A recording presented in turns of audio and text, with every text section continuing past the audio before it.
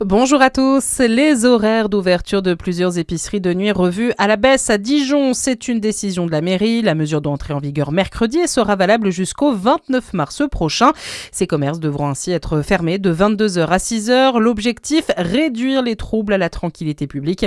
Les épiceries de nuit concernées se trouvent essentiellement dans le secteur du centre-ville, mais aussi dans les quartiers de Toison d'Or ou encore de Fontaine-Douche. 5 voitures en feu dans la commune de Passavant dans le Doubs. Les faits se sont déroulés la nuit dernière. Selon les informations de France 3, les pompiers ont dû intervenir à 5 reprises entre 21h et 22h30 dans ce village de 230 habitants. Les véhicules se trouvaient le long de la départementale 50. Personne n'a été blessé. On ignore pour l'instant l'origine de ces sinistres. Elle a avoué avoir menti pour avoir plus de liberté. Les parents d'une jeune fille de 14 ans ont été jugés cette semaine à Chalon-sur-Saône. En avril, l'adolescente avait affirmé être maltraitée, mais en foyer, elle a reconnu avoir inventé les faits de violence, ne supportant plus les règles trop strictes.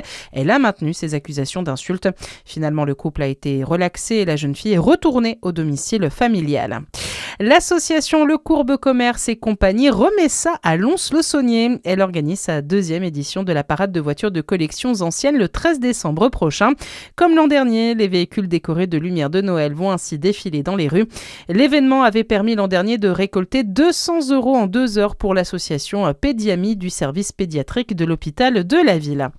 Dans le reste de l'actualité, les débats continuent à l'Assemblée nationale. Après le vote hier du volet recettes du budget de la sécurité sociale, les députés se penchent aujourd'hui sur la partie dépenses. Nouvelle journée importante dans l'hémicycle avant une pause de 2 jours dans les discussions.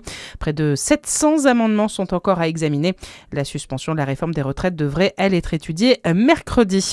Et puis en football, suite et fin de la 12e journée de Ligue 1. Ça commence dès 15h avec Lorient qui reçoit Toulouse. Ce soir, Lyon-PSG, c'est à 20h45. Excellente journée sur Fréquence Plus.